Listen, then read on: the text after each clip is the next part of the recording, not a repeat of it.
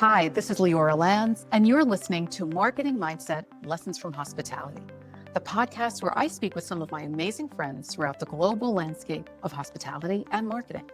We will share best practices that you can use in your business, whether it's in traditional hospitality or not, whether you are an emerging leader in the industry, or seasoned and wanting to stay fresh and always learning. If you're an entrepreneur or an intrapreneur, you need a marketing mindset. Whether you're marketing a business or yourself, we all need a marketing mindset. We know you're busy, but take a listen and figure out how you can apply this fresh thinking to your world, both professional and personal. Let's all think like a marketer. Hi, everyone, and welcome to another episode of the Marketing Mindset Podcast, Lessons from Hospitality. I'm Leora Lanz, and I am thrilled to be with you here today to have another conversation about another little nuance and perspective to help develop our marketing mindsets, whether we work in hospitality or in any field. Today, it's a pleasure for me to bring in a friend of mine who has helped me not only in my classes, but even with my books, which is called Developing Your Marketing Mindset, Real World Lessons from Hospitality, and the companion book, which is coming out in February 2026, called Marketing Mindset in Motion. JoAnne Borselli is with Connolly Partners. We're going to talk today about the agency and client relationship. Connolly Partners is a premier marketing agency in Boston. And there's JoAnne. JoAnne, thank you so much. And I'm really excited to have this conversation with you today because I've been a solo practitioner. I've had to deal with clients. I have been on the client side, having to hire agencies and work with agencies. And quite honestly, even in the classroom, I teach the way I teach, which is experiential. It's how to connect. And as my book chapter says, to think like a marketer, but act like the owner, because that's part of the client relationship. So thanks for having this conversation today. I'm excited. I am too. Thanks for hosting. Absolutely. And I just want to start real quick with you talking about what you do at Connolly Partners, how long you've been there, and quite honestly, please brag about this really incredible award that the agency just earned. Oh, wow. Great. So I have spent about 31 years now, I think it is, in advertising. I am one of the strange people that was an advertising major in college and actually went on to work in advertising, which is actually not very common. I've worked most of my career in travel and hospitality in terms of my client base. That said, I've also actually worked in more recent, probably about 8 years, I've worked across other industries as well. I've been at Connolly Partners about 11 years. My role is a group brand director. And what that means is I sort of use the analogy of a quarterback. I am the day-to-day with the client, but equally as important, I am the person who's responsible to integrate all of the different disciplines to deliver the work. So whether it's the creative team, the production team, the influencer marketing team, the media team, it's my job to make sure that everybody who needs to know information knows it and that we're all kind of rowing in the same direction. You're kind of the general contractor. Quarterback for sure, but definitely a general contractor. You're the GC of your group. That's a lot of responsibility and a lot of communication, but I don't want to forget this award that was just bestowed upon Connolly Partners, or CP as we lovingly call the agency. Yes, we're well known as CP. Yes, we recently received a really important creative award, and I'm going to be really hard for me to pronounce it correctly because it's a strange word. What's the best way to talk about it? It's a creative archive. It's a creative archive where agencies are able to apply for and submit their campaign work and have it be promoted through the website. It's held in high esteem with a lot of creative agencies, and we recently were ranked #1 in the country and #5 globally for the work that we presented last year. We're really excited about it. Which is kudos, and that's a big deal because even though we think of creative as the visual assets, creative can't be effective if we didn't do the critical thinking and the strategic thinking to make the marketing actually effective. So while creative might be the designation for this award, there's a lot more that goes into it than simply the visual application, right? Exactly. Exactly. Okay. Yeah. Well, kudos to CP on this. Thank We're you. going to jump right into the client and agency relationship. And you have a lot of great terms because you've even taught me some great phrases over the years. Even the concept of the pinball machine. We're getting our information from so many sources. And I thanked you for it in the book, by the way. Um, Yeah. we get our information like a pinball machine. We're just getting information, and our brand needs to be consistent and all these touch points on where we Right. find each other. But you also have something that you refer to as the first date.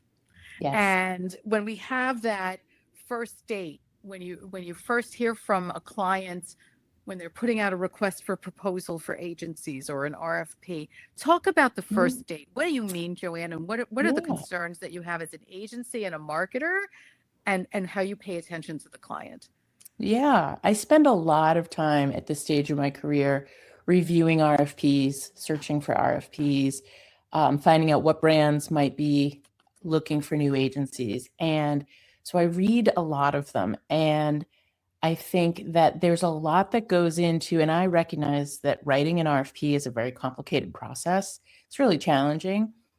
But I think the strongest RFPs that you read, they don't just tell you the what, they tell you the why. Okay. So they start with the situational context of what is going on in a brand's business today. What are the challenges that they're facing? Why are they currently looking for a new agency? And having that context before and then also from there, kind of going into what they're looking for with an agency partner and clearly outlining a scope of work that really helps the proposers in the process understand how to prepare a response that's going to be effective. Lately, I have seen a trend where proposal RFPs are 70 pages. Wow. They're very cumbersome. And some of Is that this, because they're poorly written, or because they don't know their why, or what it's is it's going a on? little of everything. It's a little of Wow. everything. Sometimes it's, and this is no disrespect to procurement in the process, but Yeah. sometimes procurement and legal, there are certain requirements, and so some of that you can't get around. But some of it is I do think people sometimes are challenged with how to write succinctly, Oh, effectively, to the point. And what you don't want is you don't want agencies spending 80% of their time guessing what you're looking for, because that means they're spending 20% of the time actually thinking strategically about how to answer the questions. And instead, you really want to flip that. You want to be really clear with what you're looking for. And then the onus is on the agencies to develop their why and I'm why in. you want to work with them. Wow, I'm in shock hearing this. This is sort of strange to me because, well, let's talk about why for a second and then clarity. Mhm. So these are two Yeah. messages that I'm hearing you share. And, we did an episode on branding, and we referred to the wonderful Simon Sinek and his book, Start With Why. And in that case, it's about brands. What's the purpose of the brand and why am I useful to that customer? But the question why is a great question that we all should ask ourselves at any point, because we need to understand purpose. And Mhm. so I love that you mentioned the question why, but I am in shock to hear it's taking 70 pages to communicate your why. It's forget the legalese, Yeah. forget the procurement and the HR sort of the regulatory requirements that should be in the appendix and maybe the last Yeah. 5 pages of this document. But Mhm. what's going on? Are marketers not understanding their why, or are the CEOs not understanding their why? What's happening? I do think sometimes there is a challenge, and I see it more and more where Um, sometimes our day-to-day client doesn't always have the wider context, and it's hard when you sit in our seat to know why that's happening. Are they not asking the right questions? Are they not in the right conversations? But to be a true agency partner, you really want to be sure, I think, based on my own experience, that you are an extension of that Right. department, Right. and in order to be an extension of the department, you have to understand the The full context of the picture. business, how they make money, what their challenges are, where are their points of friction, where are the pain points right now. And sometimes I think I had a client very recently who sort of had casually said to me, like, well, some of this stuff doesn't involve you guys, so you're probably not that interested in it. Ooh. And I should be interested in it, because if I don't have the greater context, I'm going to waste a lot of their time and a lot of my time on guessing. And I do think within a new business process, absolutely, we're going to do a lot of research, right? We're going to be doing research on the company. We're going to be doing research on the industry and make sure that we're uncovering what we believe to be the challenges. But that doesn't, I want to hear it directly from the client, because otherwise I might not be addressing their real problem. And if you're looking for an agency, you want to get to the solve as efficiently as you can. And Absolutely. so it starts with transparency.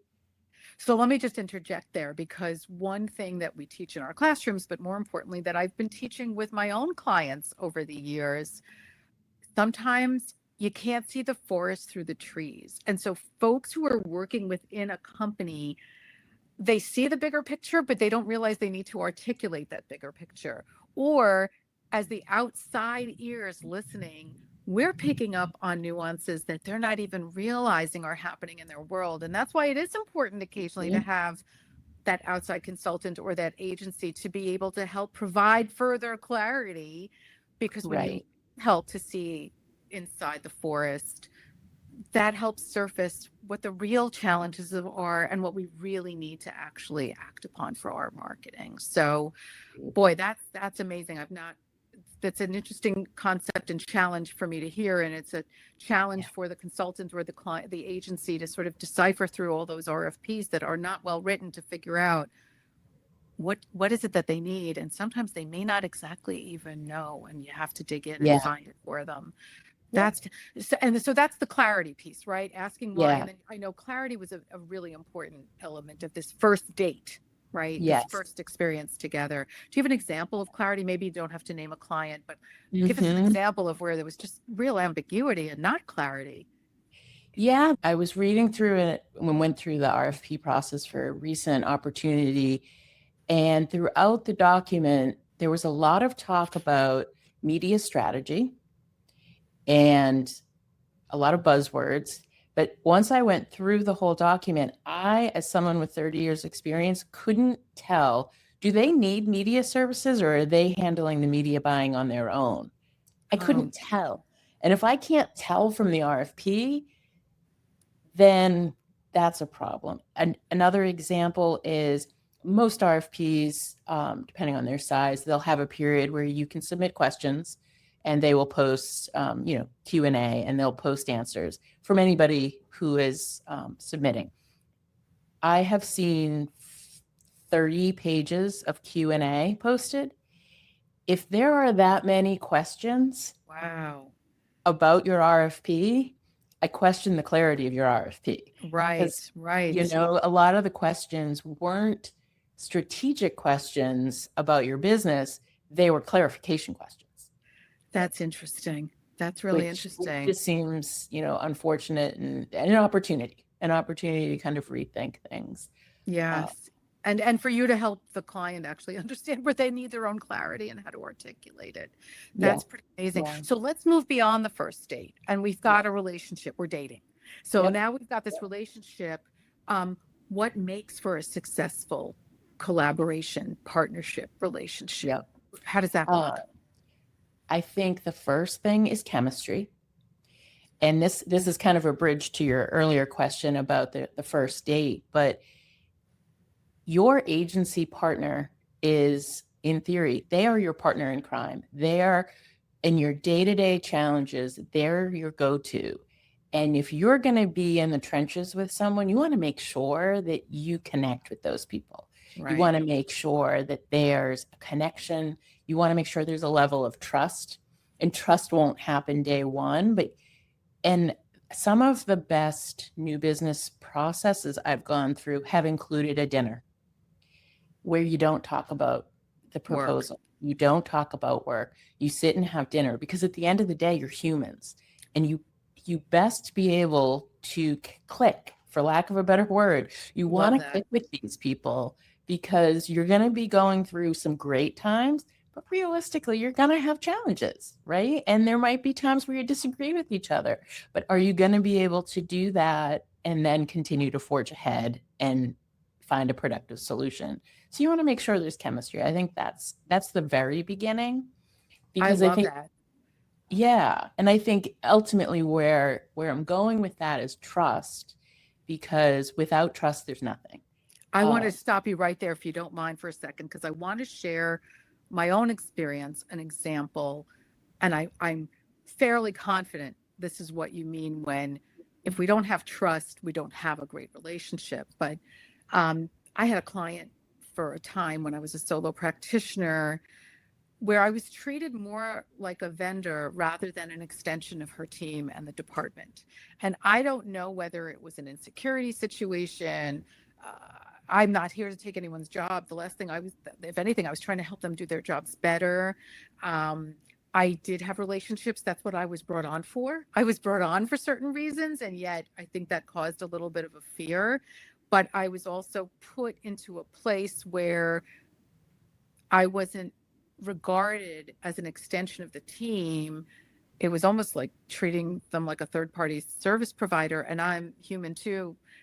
And that didn't set it up. To me, that was actually a client to disengage from, because there was a wall put up where the trust wasn't there for whatever reason.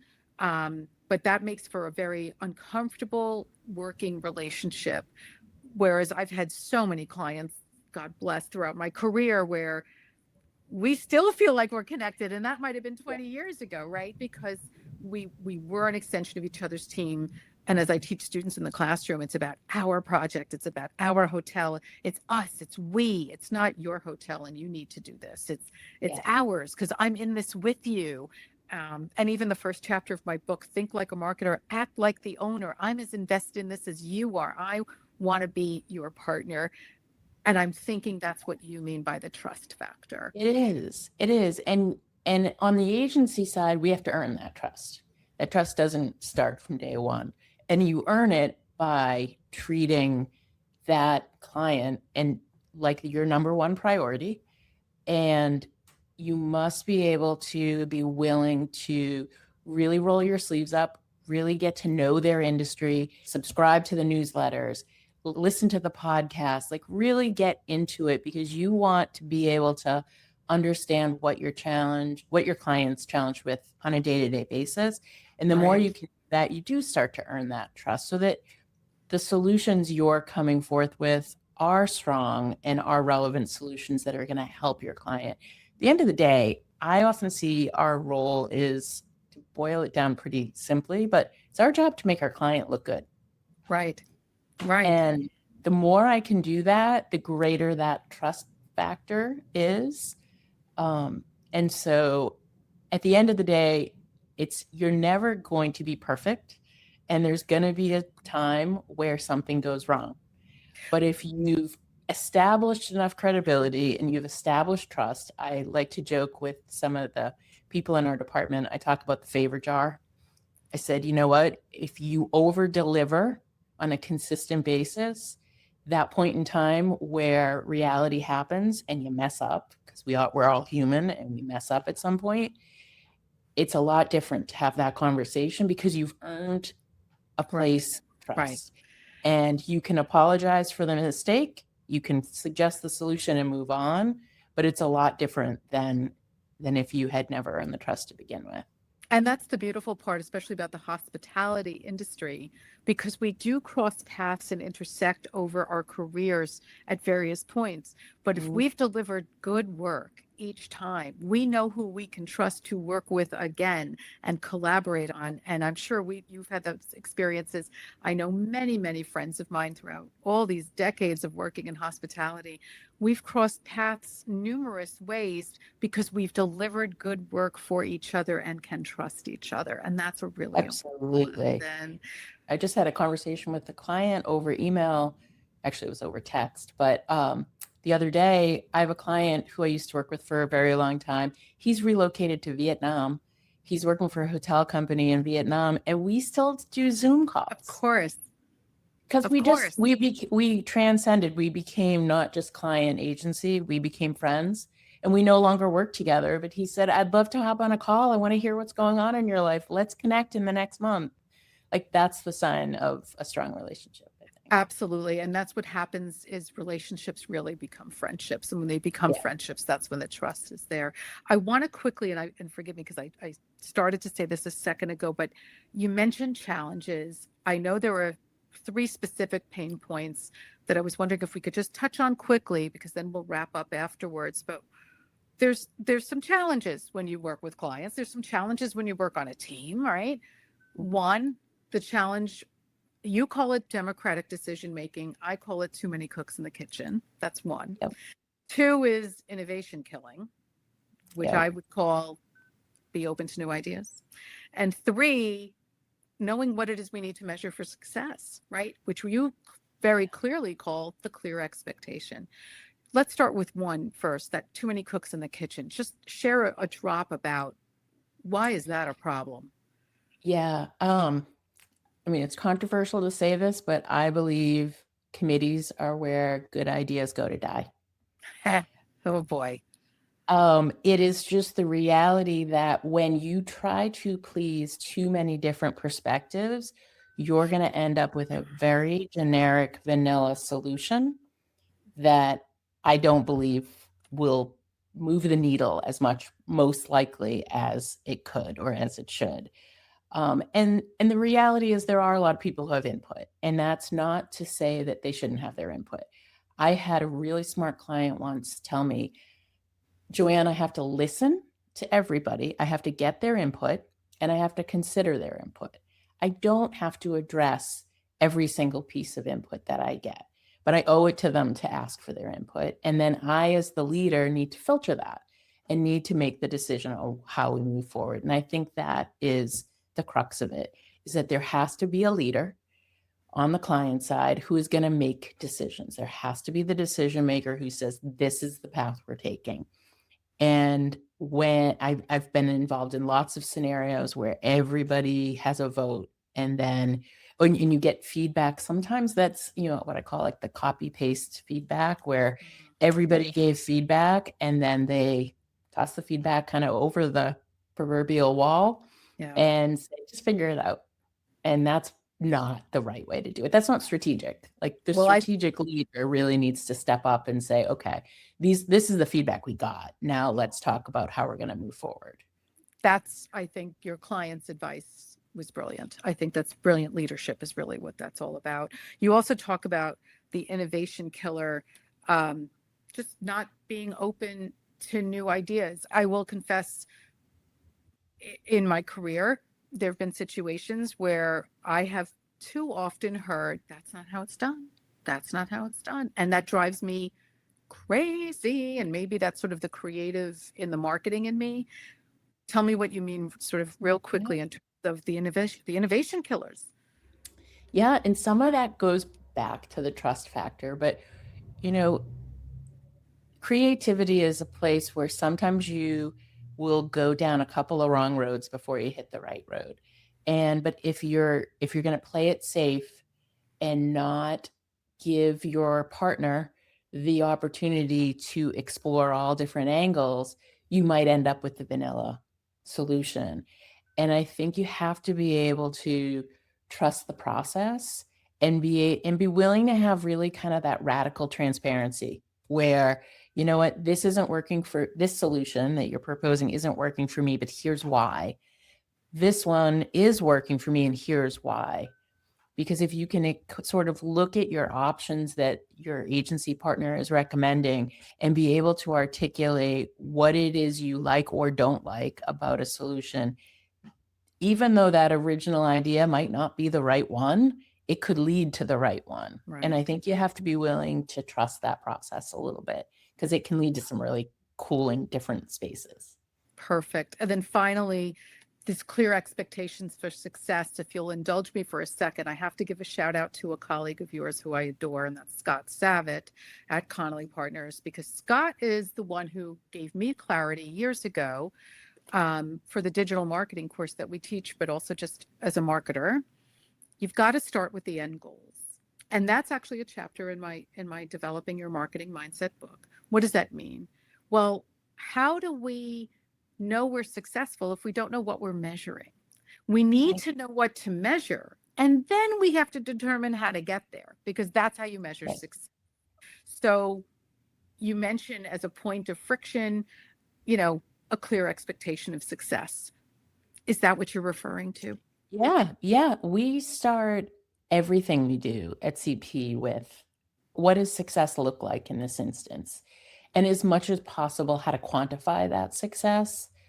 The best example I can use, because it's an example that you wouldn't think would involve quantifiable KPIs, but we were working with our Gordon Seafood client and we were doing an activation at South by Southwest. So we were taking over a house at South by Southwest, hosting a 2-day party and introducing their new line of shrimp. And you would think, okay, well, that's a big marketing idea. And what does measurement have to do with that? By the way, for those folks who don't know, Gordon's is a seafood, packaged food company. Frozen food. You'll find in your frozen section of your grocery store. So let's go back to Gordon. So apologies. Exactly. So there's an activation for a frozen food seafood company at South by Southwest. Yeah, and it was location, and you have to measure success. Is it worth our investment to be here?